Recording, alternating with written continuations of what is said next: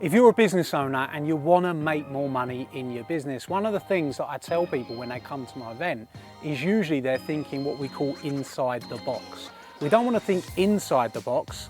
We don't even want to think outside the box. We want to tear the box up, rip it up and get rid of it. So all of a sudden you start with a blank sheet of paper. What does this allow us to do? It allows us to look at the business in a way that we've never looked at it before. Now, most people can't do that without coaching, and that's why great coaching helps you to grow. But once we start to work on that blank canvas, we can consider lots of different things. First of all, when most people have a business, they usually have a core product. That's the product people come and buy, and they usually buy that product first, and that's like the main thing that they buy. But what they miss is they usually don't have a lead in to the core product. See, the hardest purchase to get from anybody is always the first purchase. Not actually the bigger purchase here, it's actually getting them to buy from you once, allows them to go on and buy from you more time after time after time.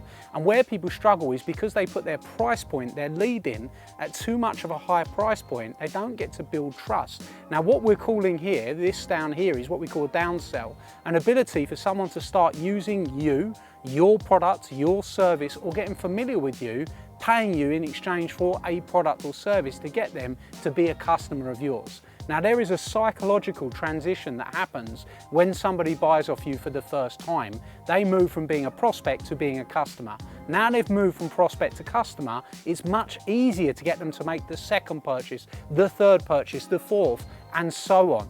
But most people don't have that leading product. So could you have a variation of your product or service that is a variation where you perhaps give less, or you have a different version where people can get started with you at a lower price point so they can say yes to you easier next time round? This does a couple of things. One, it catches more revenue that you're already losing. Because if you get someone come to you that can't afford your product or service, you probably go, can't help you.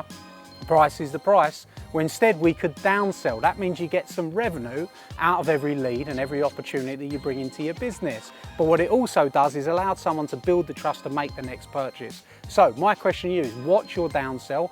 Do you have one? Tell me in the comments. If you don't, this is something you want to get to work on, and is the first start of building that blank canvas out into a profitable business. If you've enjoyed this, go and tell me in the comments. Make sure you save this video and follow for more great business strategies on how you can drive more money, drive more revenue, and drive more profit into your business.